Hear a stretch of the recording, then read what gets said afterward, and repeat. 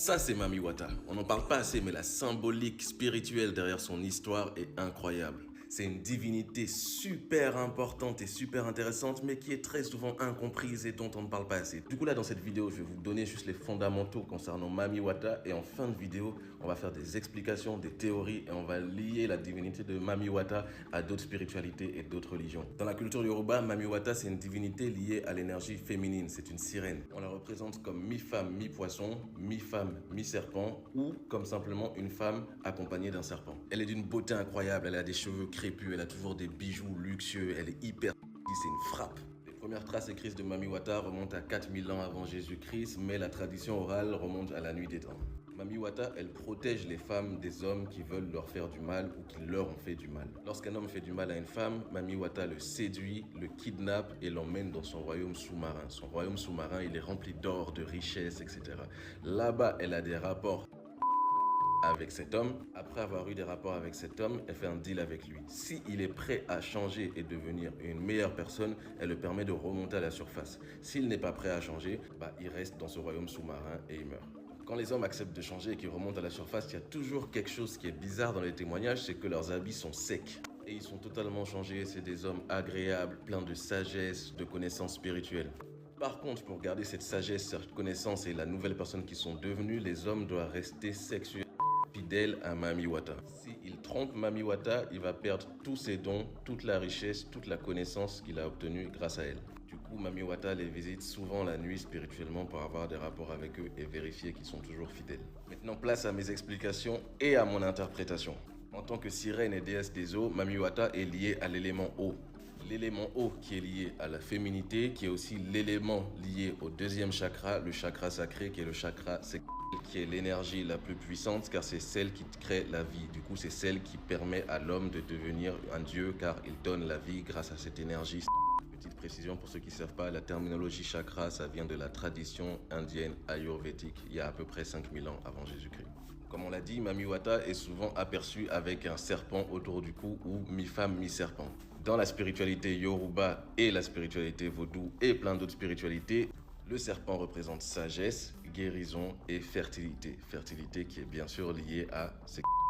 Pourquoi lorsque les hommes sont kidnappés par Mami Wata, transportés dans son royaume aquatique, puis reviennent sur Terre, leurs habits sont secs?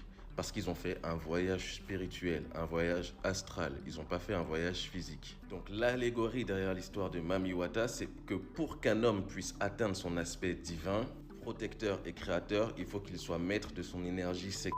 L'homme, comme tous les êtres vivants, a une énergie masculine et une énergie féminine. En ayant un rapport charnel et spirituel avec Mami Wata, elle permet à l'homme de mieux comprendre sa part de féminité dans son énergie et donc d'équilibrer son énergie entre yin et yang, masculin, féminin, afin qu'il arrête d'en être victime et succomber à ses pulsions. Le but final est qu'il puisse utiliser cette énergie qui est si puissante et se transcender spirituellement, atteindre d'autres niveaux de conscience, acquérir sagesse et assurer son rôle de protecteur de la femme. Si l'homme ne maîtrise pas son énergie, il est victime de ses pulsions, il perd sa part de divinité car au lieu de devenir créateur, il devient destructeur. Donc la raison pour laquelle il doit jurer de rester fidèle à Mami Wata, c'est en quelque sorte une métaphore qu'il jure de garder le contrôle de cette énergie, d'affecter sa part de féminité afin d'être une meilleure personne envers les femmes. Information très importante qui confirme encore cette théorie, c'est que les fidèles de Mami Wata s'habillent en rouge et blanc.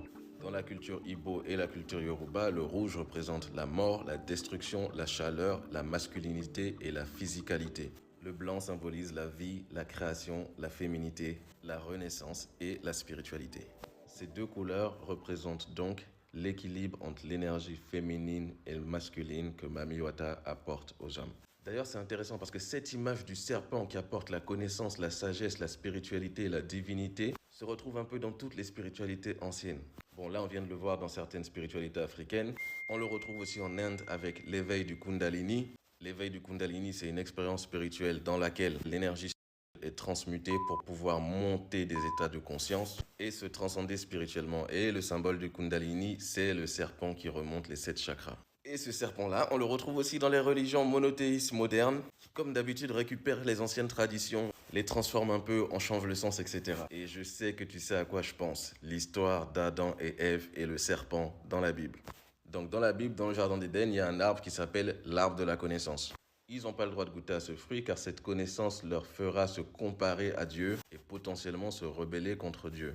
Ils sont tentés par un serpent, ils succombent à la tentation, ils goûtent ce fruit et ensuite ils prennent conscience de leur nudité. Fruit, connaissance, serpent, nudité, c'est quoi le rapport? Ça n'a aucun sens. Bah oui, c'est parce que ce truc du fruit défendu de l'arbre, bah c'est pas un fruit, c'est la sexualité. Adam et Ève ont ken. Donc, ils ont été incités à avoir un rapport par le serpent Kundalini Mamiwata, ce qui leur a apporté une connaissance, l'arbre de la connaissance, et une part de divinité parce qu'ils sont devenus conscients qu'ils peuvent aussi créer la vie comme Dieu l'a fait. Donc c'était ça la rébellion contre Dieu. Mais il y a quoi de mal en ça à la base? Pourquoi le Dieu de la Bible n'était pas content? Ah non, non, non, non, non, ça c'est un sujet pour une autre vidéo. Si vous avez aimé cette vidéo et que vous voulez en savoir plus sur les divinités africaines, je vous invite à télécharger mon guide de l'apprenti vaudou, disponible sur mon site internet. Le lien est dans ma bio. Allez, peace.